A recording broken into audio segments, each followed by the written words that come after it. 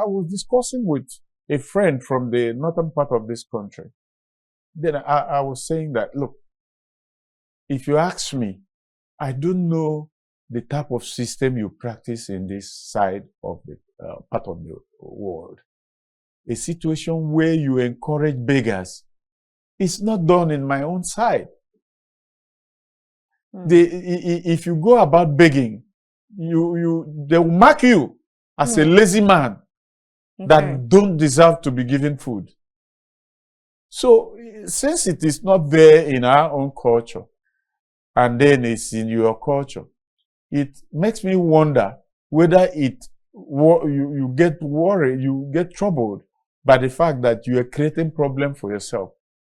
A situation where one man is rich and very extremely rich, and then 10,000 others are extremely poor around you. Is that the one-eyed man living in the land of the You blind? are the only one that everyone will now come to your gate every Friday, and you hand out something for them to eat for that day. And then they will go, they will hail you, call you names, Alaji, and all that. Does it bother you that they can become like you? Those people that begs around you can become like you. And that's what Igbo Apprenticeship is all about.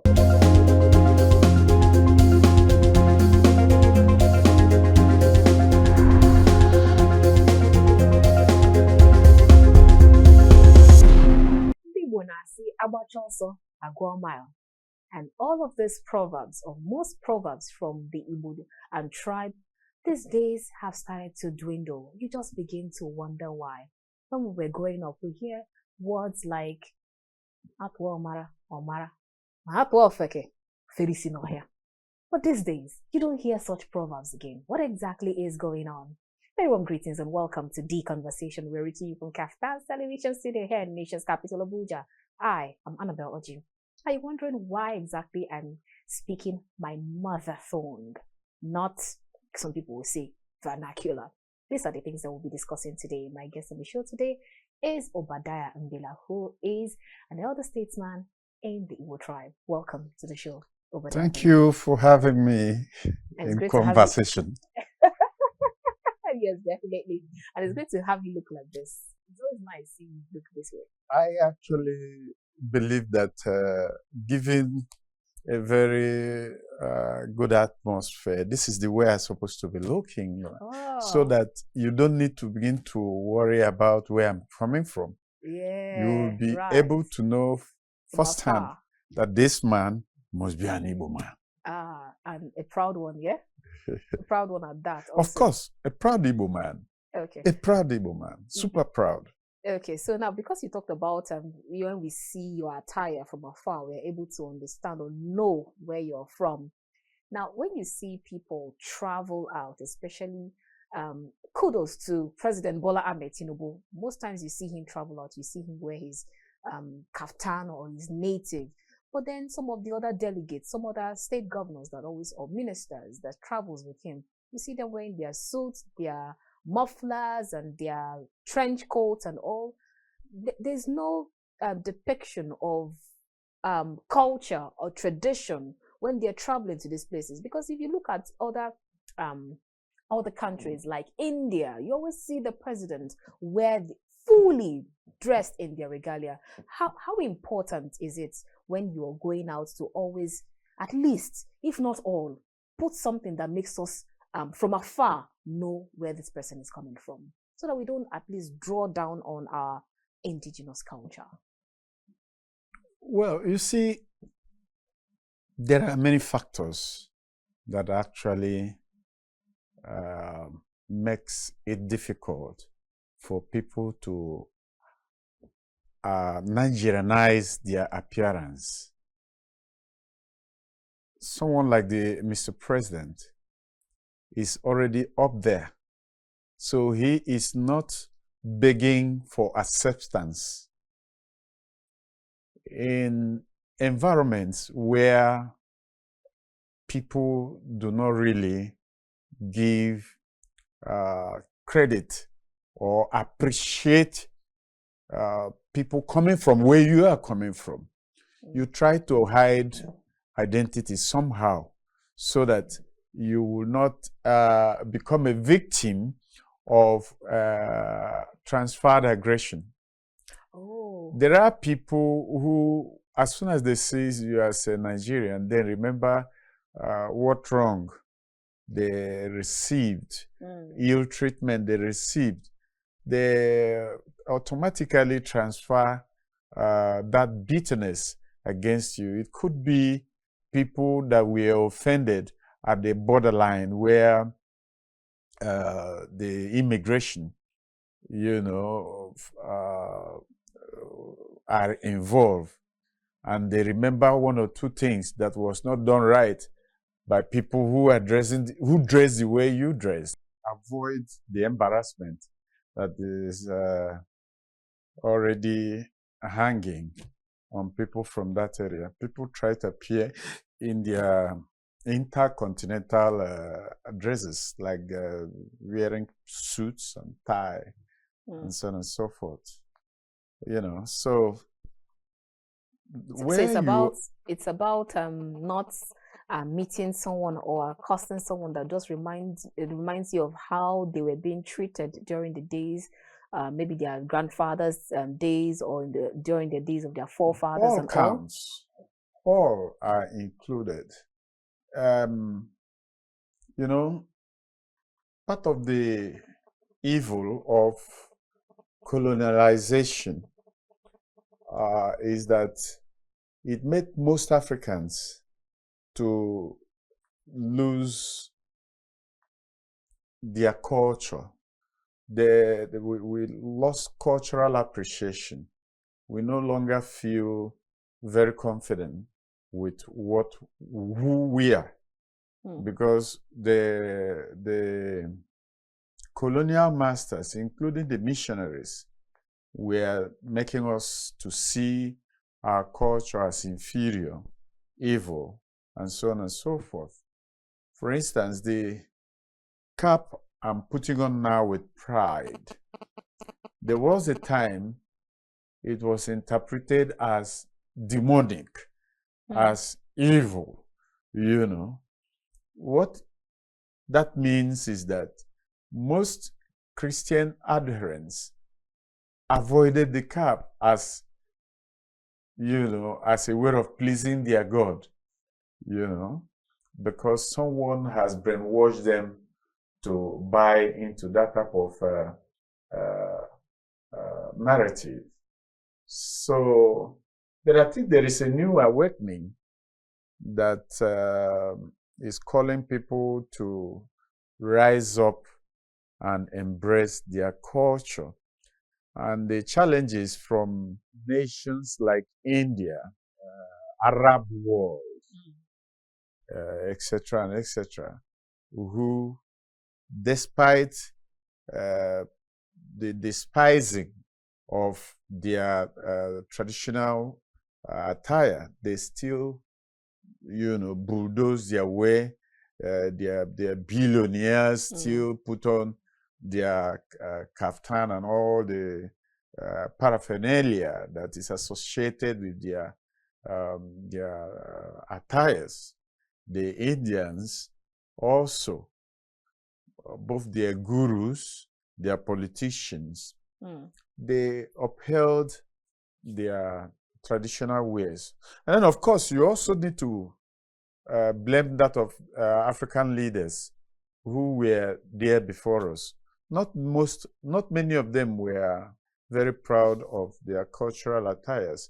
If you watch Indira Gandhi, who was fighting for independence from the colonialists in the days when our own Nnamdi Azikiwe was also fighting for independence, you can compare their mode of dressing and discover that while the dressing code of Indira Gandhi and his group was just that unique Indian way of dressing, in fact, Gandhi even went to the extreme, only turbaning himself and then leaving the rest of the body open.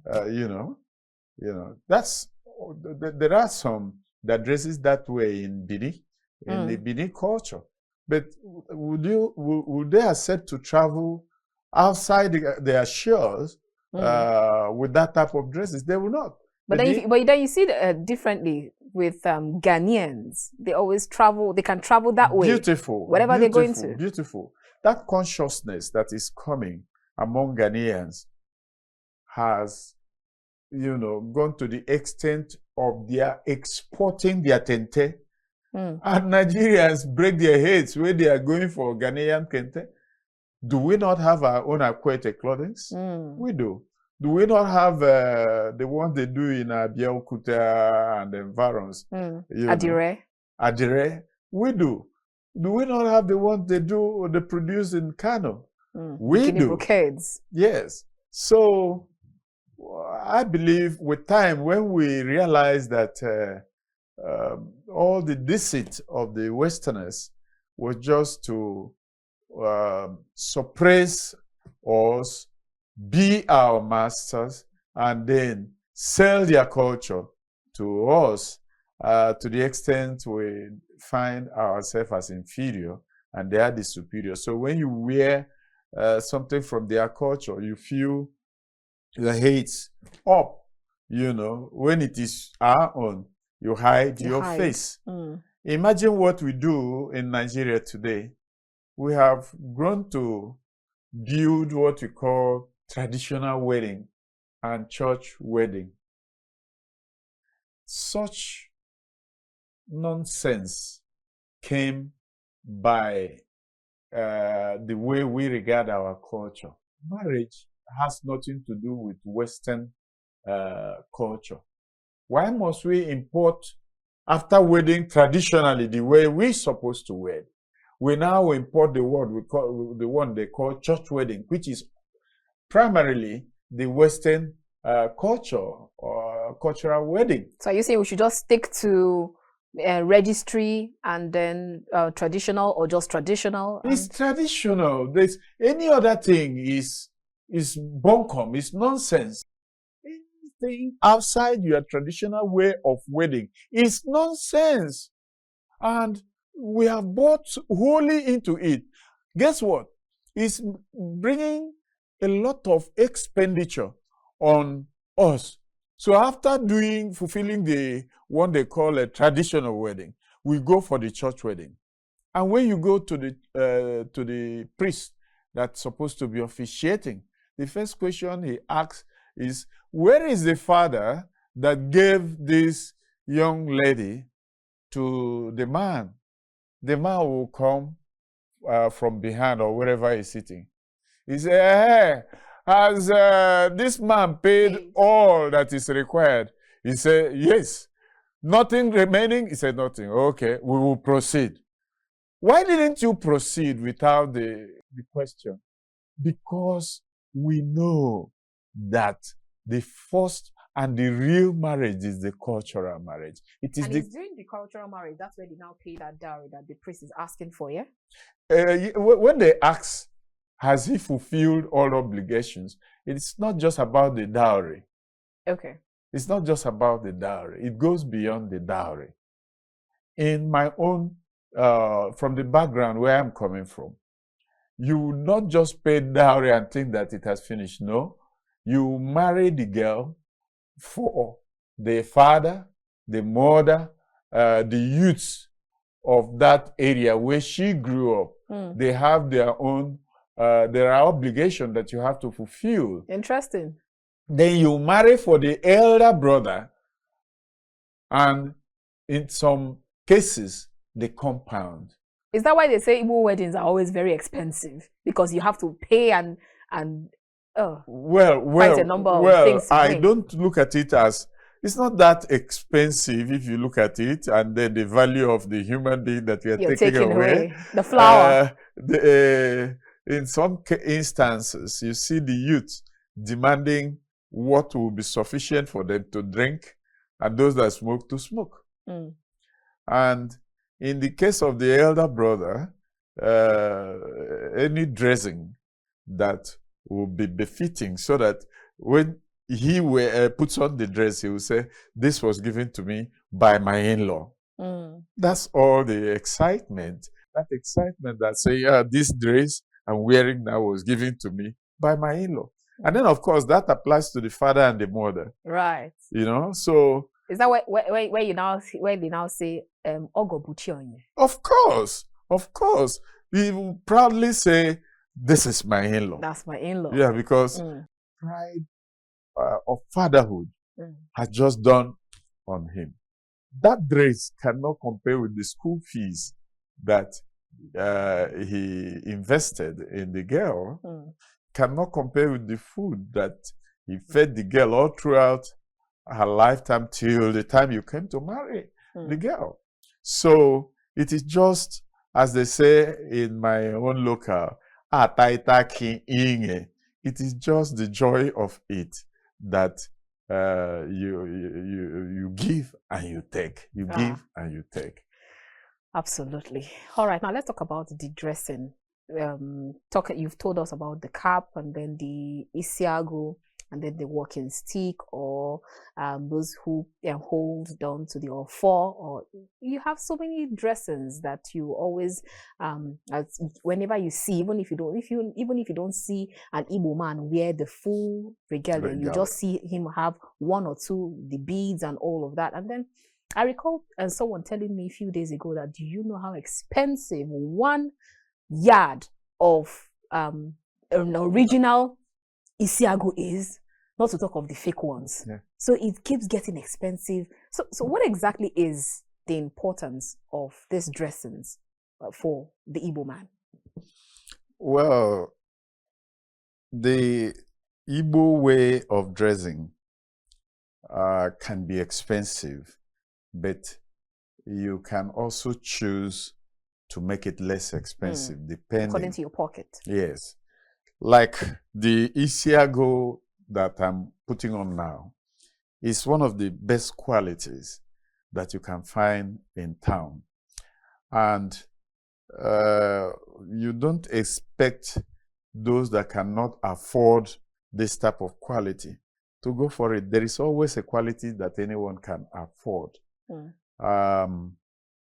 The other aspect of Igbo dressing culture, dressing code, is that in most environment, you dress according to the status you have attained. Okay. If it is in the environment where Nze and Ozo is practiced, you dress like Ozo, you dress like Nze. And for you to attain the status of Ozo, it simply means that you are a rich and wealthy man. And therefore, you can afford to dress the way you're dressing. You can afford a tusk that is very, very expensive. You can afford beads that are very, very, very expensive. You can afford, when you look at the red caps, they're different. There are different types of red caps. Some goes as high as 50,000 naira, some more, some less. Are you able to differentiate between the Igbo man's red cap and that of other tribes? Of course. Yes, of course. The Igbo man's red cap is pure red, not deep red. Okay. Like the ones they wear in Borno and other places in the north, the Niger states and so on and so forth. Their type of cap, though red, is the redness is deep. Okay. Whereas the Igbo red cap is bright red. Okay. Very, very catchy red. That's the red cap that we wear. And then, of course, the Ozos and those that have attained certain status would wear the one that is longer, the type you see Senator Victor Ume always wear.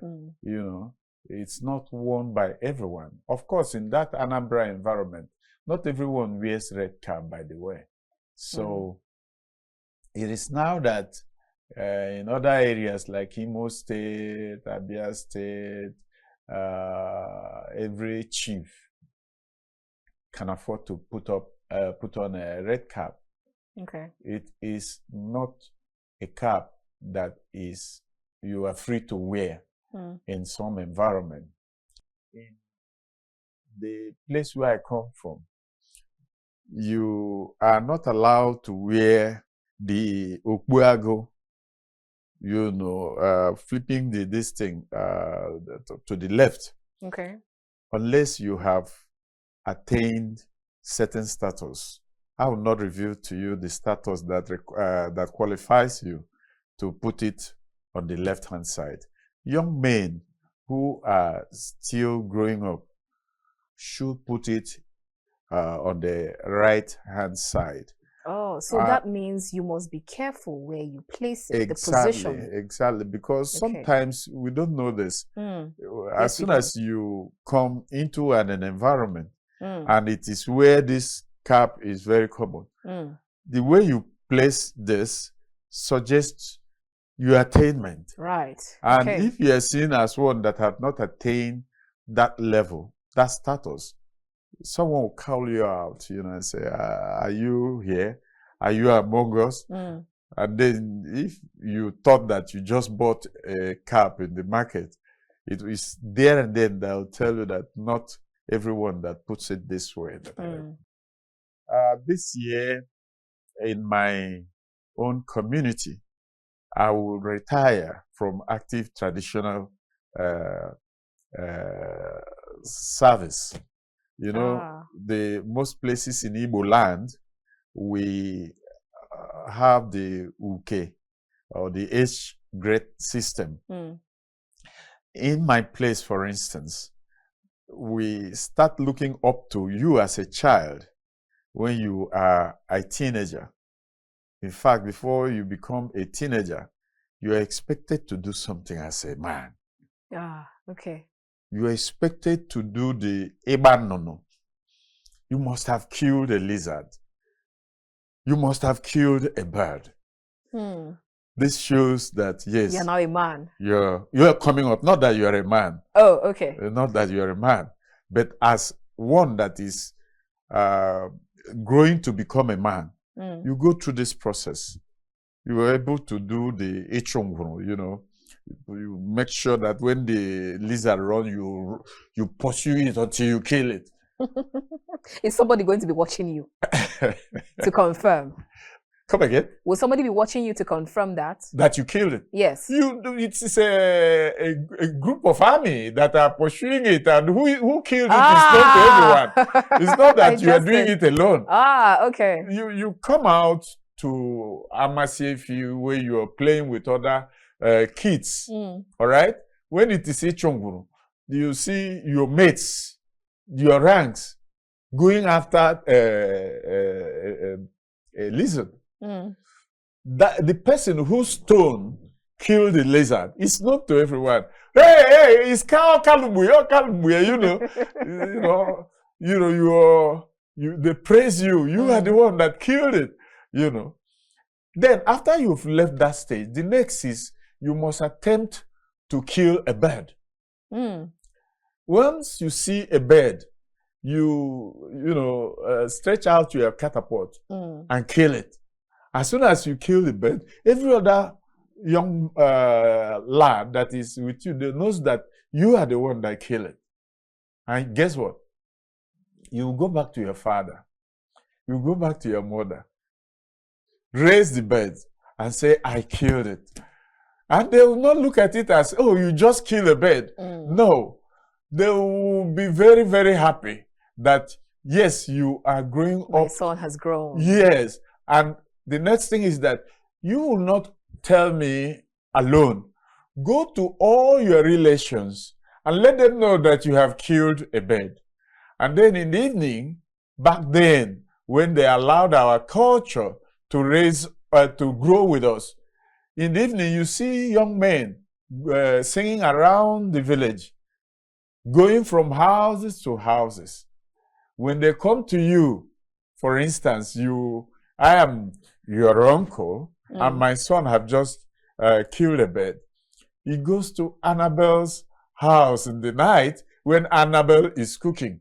You know, Annabel would leave whatever she's doing in her sepu and come and welcome the visitors that come with them. And the young man will go to proudly present the bird by saying, "Mamman here, Mamman here."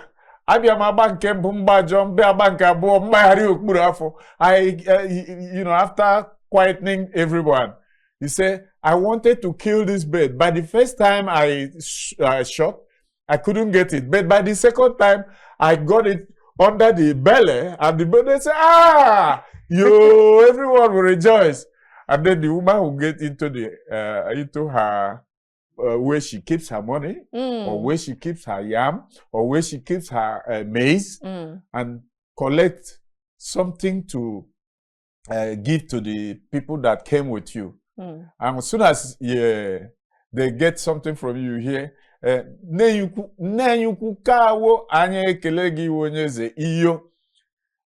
are singing praises to you. If it is the man, if it is the woman, if it is the man that gave them whatever gift, he said, and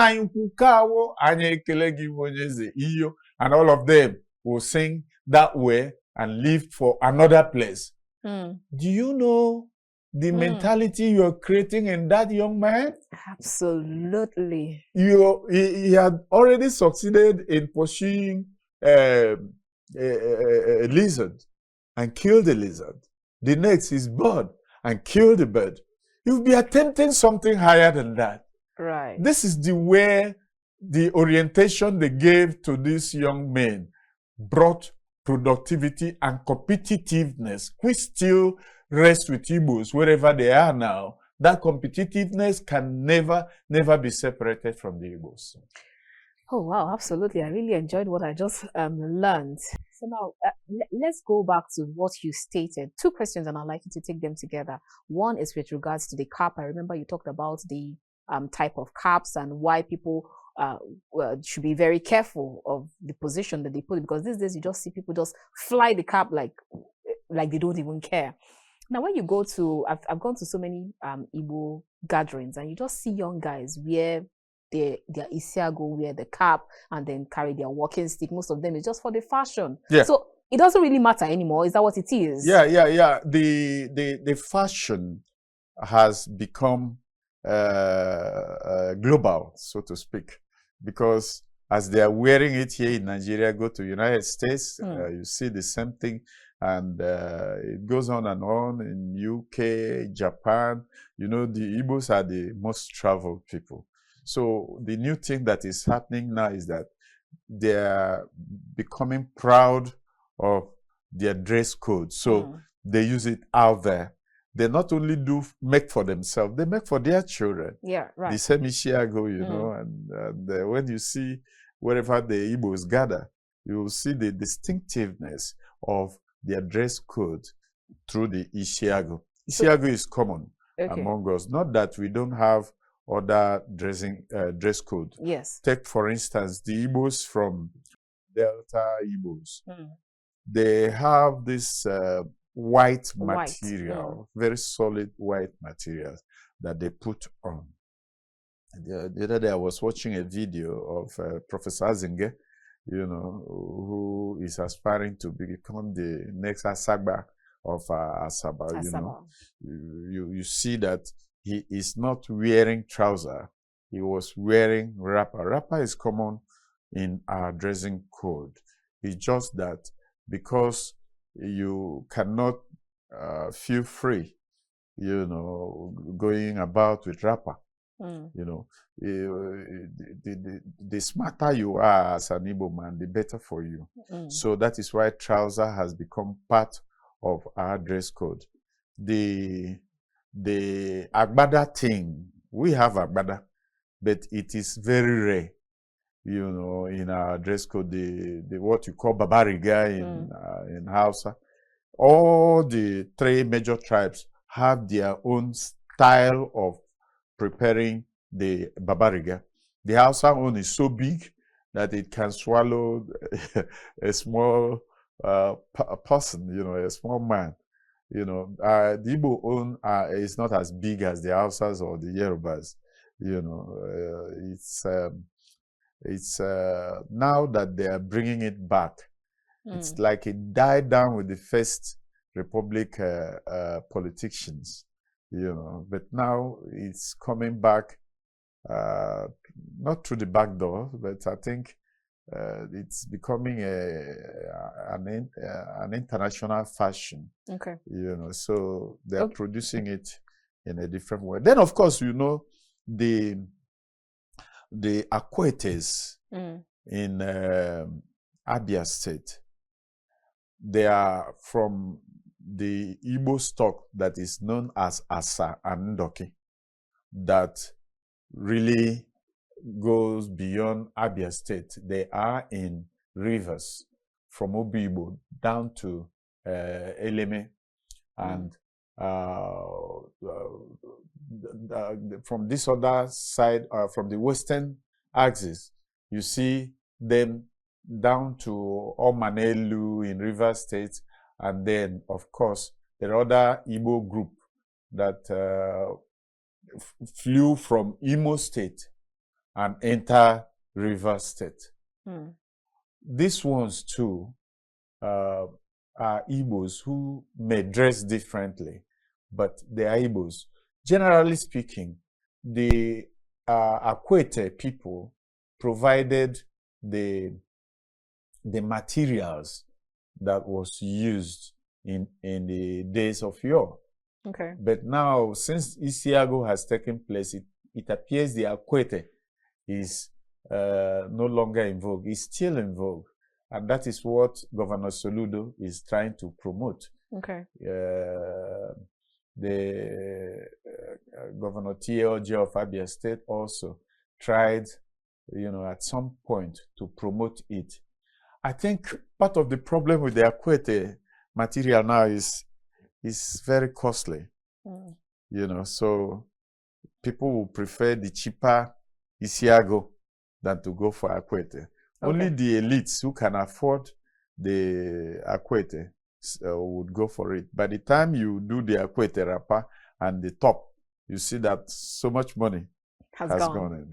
Okay, so what I was asking with regards to how you have young men now wear the Igbo attire wherever they go to, is if it happens that a young man wears the complete attire and he comes, because you talked about how it has to be whether you're an Nze or you're an Ozo.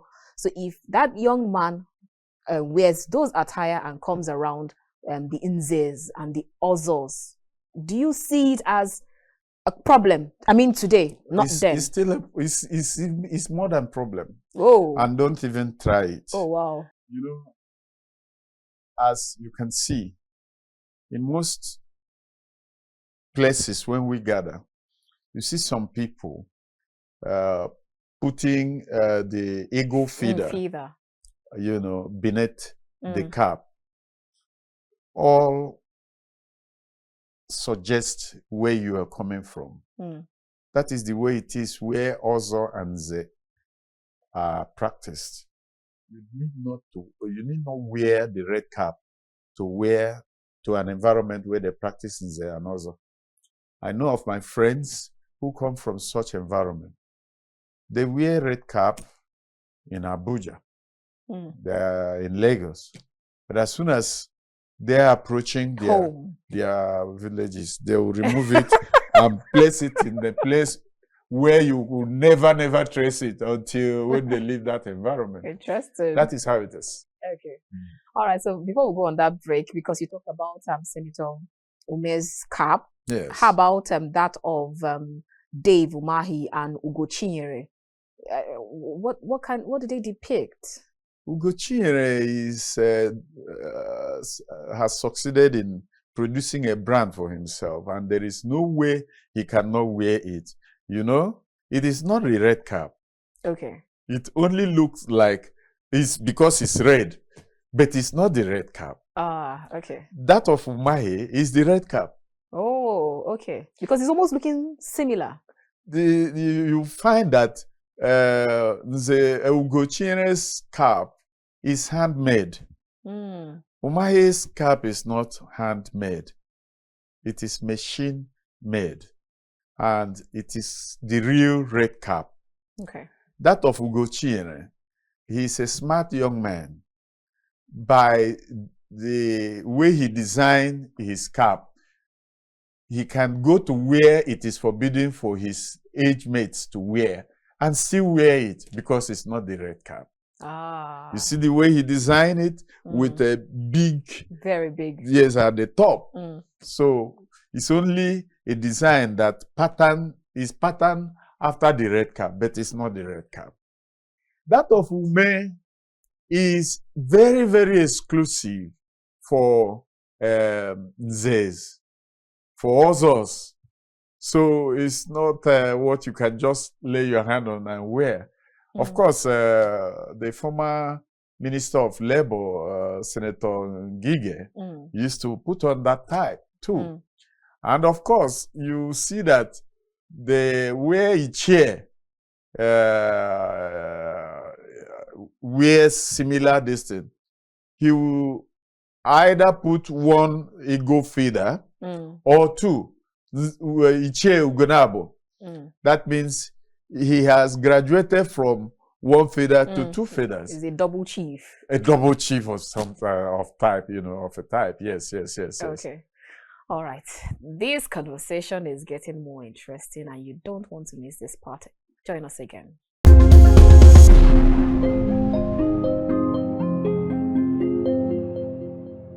Welcome back. If you just joined us, this is The Conversation, reaching you from KAFTAN's television studio here in the nation's capital, Abuja. If you just joined us, you've actually missed out on the first part of the show, which was very interesting. But then you can still join in the second part, as my guest on the show today is Obadiah Mbila. He is the convener of Neighborhood Watch, Igbo Neighborhood Watch. Okay, so before we went on that break, we've actually talked about quite a number of things. But now, let us talk about, because I remember you talk about the Igbos, how they're always seen everywhere. Brazil, you have them in Indonesia, in China, in Japan. They come back and then they tell you, I just got back. And you have the Chinedu Brazils, the Okoro of Indonesia and all of that when they're coming back, especially in December. Ike Malay. You get it right. Okay, so when they're coming back and then you always hear that they keep doing well wherever they are, regardless. Now, that brings to the fore my next question with regards to Igbo apprenticeship. That's Igba Boi or Igbo Dibo. And then most people, I read a particular report a few days ago during our newspaper review where there was a report saying that apprenticeship scheme has created a drought in education system, especially for those apprentices. It made them decide, which way do you want to go? Would you prefer to go to school or would you prefer to just go and learn a trade? And then most people prefer to go learn the trade and then they abandon school, leading to more out of school children. Do you agree with that, Obadiah? Well, I had always advocated for people to take up the education model that works for them. Okay.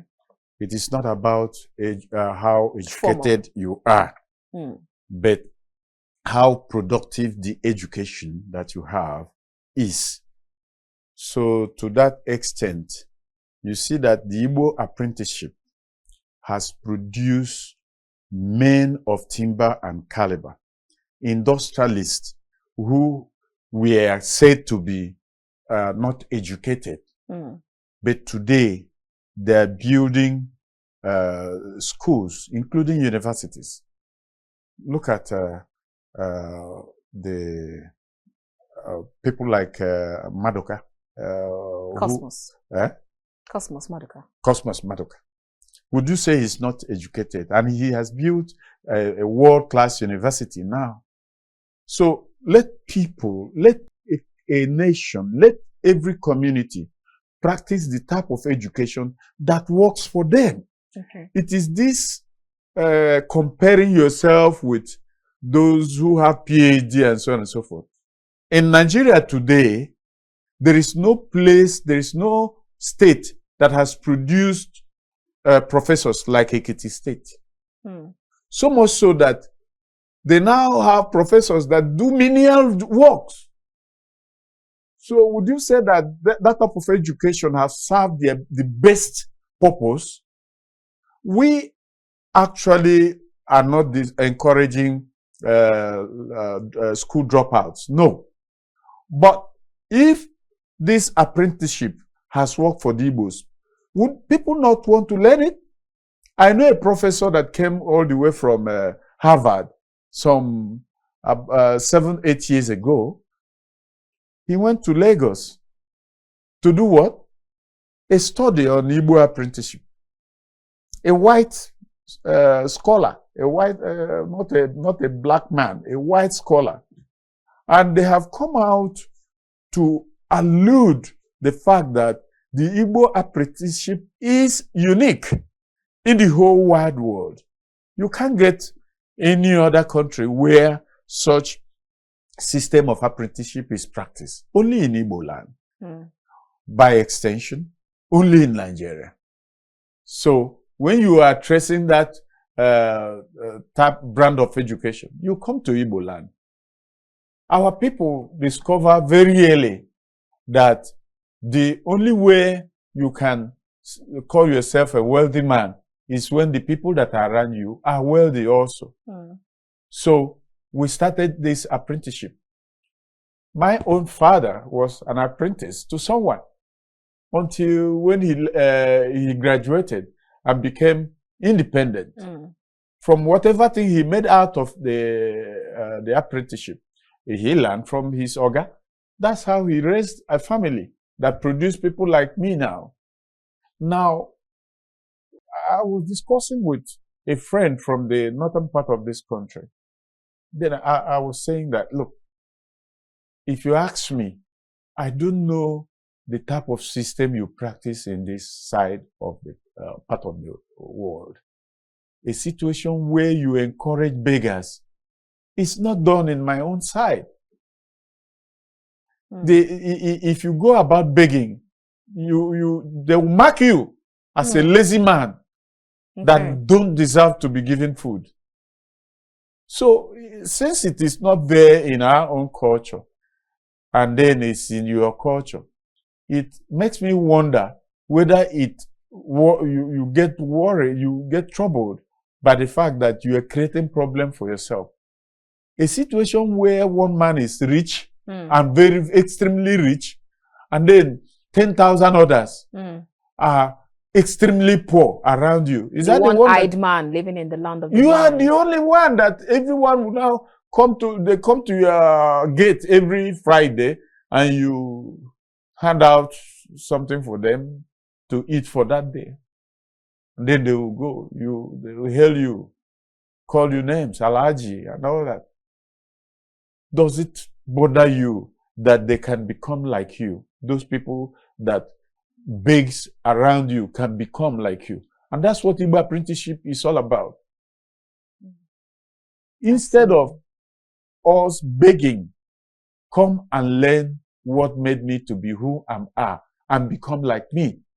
That is how you get people who send their brothers to Malay. And when they succeed, you hear Chinedu Malay, Edu Brazil. Brazil, and so on and so forth. Igbos are everywhere in the world.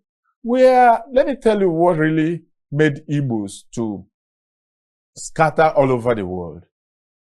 The post-war social life was very bad for the Igbo man. It wasn't comfortable. People were not being employed in the federal civil service. People were, roaming around about the street to find what to do. And many of them began to travel out of the country. That's how many of them became what they are now. Today, Ngozi Okonjo-Iweala would have been profitably employed by federal civil service. He would not be who she is today. And that's how you get many Igbos all around. Emegwali, who is making wave in the tech industry. So I had always said it is better to encourage the Igbo system because it works for us. instead of criticizing it. Does that mean that you should not go to school? No. You can even, you'll be very surprised to know that even some who you say they are school dropout, at a certain stage in their life, they'll go back to school, this time with their money. As Oga, they have other Ogas they are training who will become Oga tomorrow. So they can afford to go to University of Lagos to get their own bachelor degrees. Many Igbos that have done that, who they call dropout in the past. Many of them have gone to get their first degrees. You can't believe it. All right. All right, now let's go back to where you talked about how you described someone who is, where you know a boy who is growing up to become a man, yes. The lizard and then the bird parts. Now, let's talk about Proverbs, Igbo Proverbs. When we were growing up, you always hear words like gidi gidi bu gweze. You always hear so many words from our parents. Where they tell you that you don't open your father's clothes, and tell you in Igbo. But these days, you find out that proverbs are quietly dying down, especially from families. You say a proverb to a child growing up today, and then they don't even understand. They ask you, what has that got to do with what we are talking about? But before now, by the time you say it, they're able to decipher where this is going to. What can we do to preserve that again? Well, it is really worrisome to know that as educative as Igbo proverbs are, it is not being used. In the time we were growing, it was mandatory for you to learn how your father communicates with you in proverbs, in parables. And because they say, nwa tụrụ n'ilu kọwara ya ego eji lụọ nne ya asụrụ asụ. The young man they spoke to in Proverbs, and he wants the person to explain to him the dowry they paid on the mother is just a waste. The truth is that the way the Igbo society was configured, you learn from your father, you learn from your mother. The mothers are custodians of history. You can't believe this. They are the well from where you draw out certain stories and some part of your history. It's your mother. When you are close to your mother, it tells you, see how your fathers does it. Then, when you are with your father and you get it on the wrong side, he'll say, whose son are you?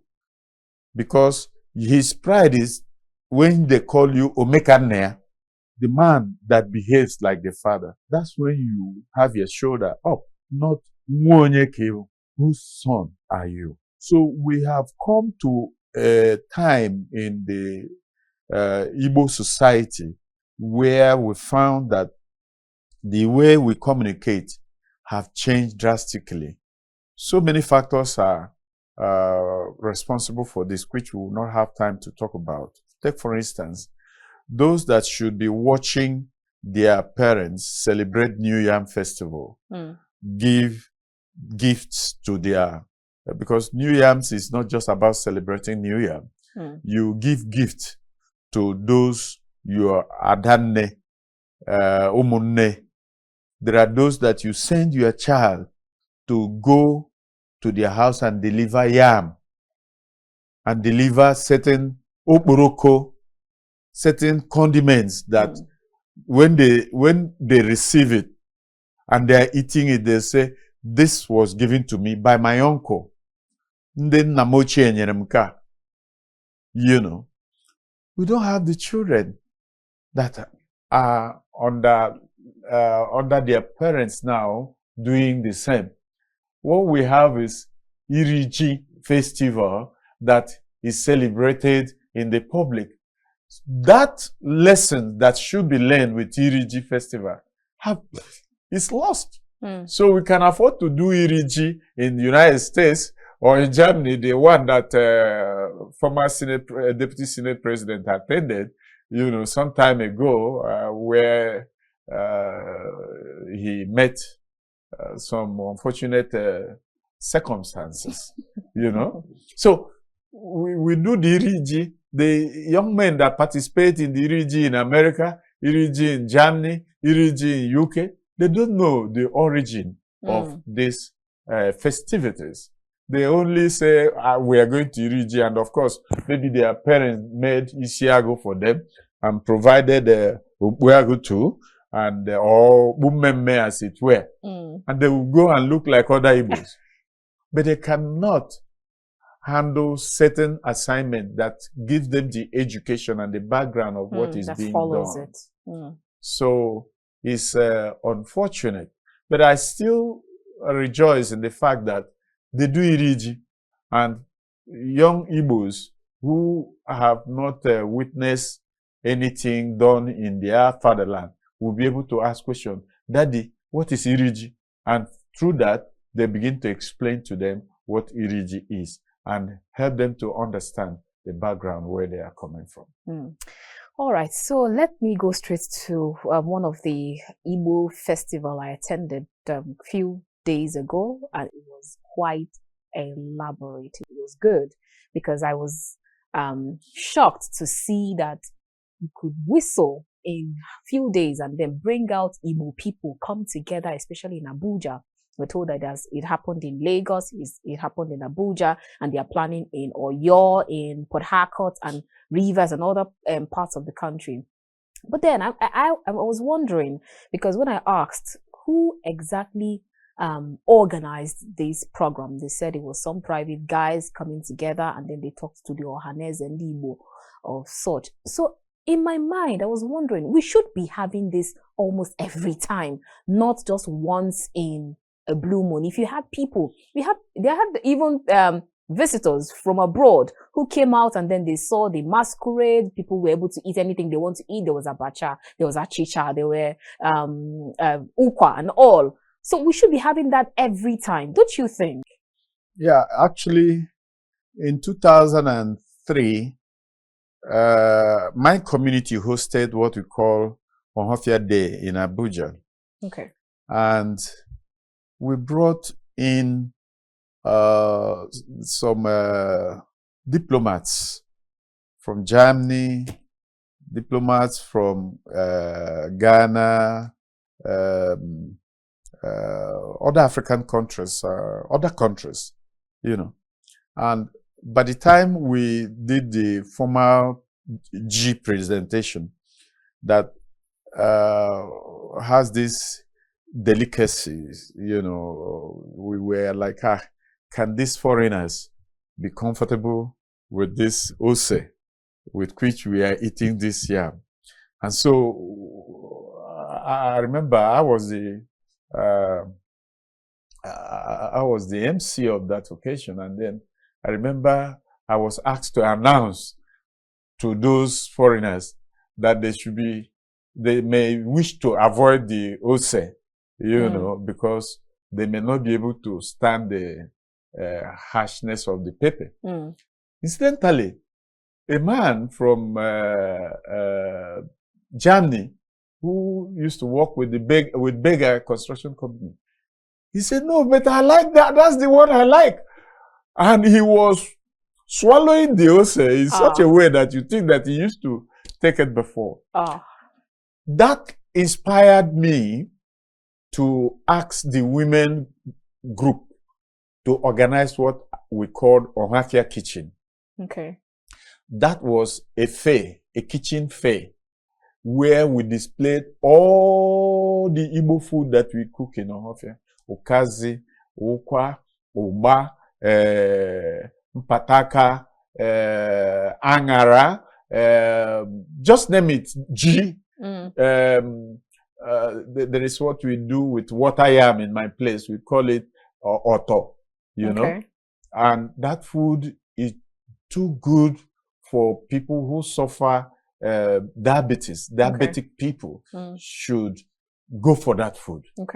Now, I discovered that what we need, like you witnessed some days ago, are entrepreneurs who can do this social entrepreneurs who can promote this Igbo First. fair, kitchen fair, Okay. you know. And everywhere you call the Igbos, They always want to come. for Riri, Ah! set the table. The money to pay buy your table will be is there. Exactly. It's there. Just go to Day, for instance, here in Abuja, and see what they do with money. You will be asking yourself, where do these people get money to spend the way they do? You see, no. You know that the Igbos may not show you that they have money, but when it comes to Riri, they bring out their money. All right. So even as we begin to round off, in 1 minute, if you can help us, the bill to have an Abia State in Abia pass second reading. What are your thoughts on that? It's a very dangerous question. You know, I'm from Abia. That's why I threw it to you. Yeah. When you go to Abia today, the 90% of entrepreneurs there are populated from people who come from Abia North, what we call Old Bende Block, where I come from.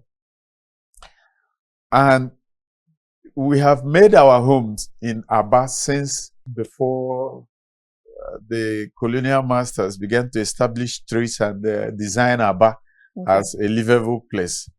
Abia has been home to people of Old Bende, to people of Olo, to people of Oka, to people. Every community from Anambra State has a hall in Abia. Okay. Okozo, Neni, Newi, just name it. They all have their halls where they meet in Abia. When people ask me of my opinion of Abia State, I will say I'm not against it. But as one from Abia State, I know Abia State would not have been created if Abia State was created. So now, people are pushing for Abia State again.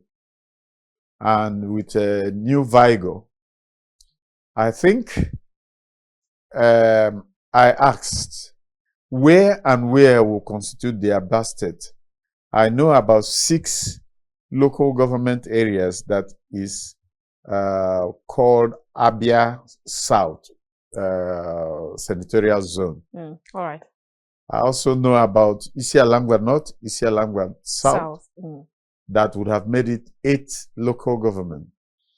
If it finally sailed through with 8 local government, congratulations. All right. Part of the reason why some Igbos were opposed to it, they were like, if Abia State is created, they will literally chase us out of Abia, and Abia has become home to so many of us.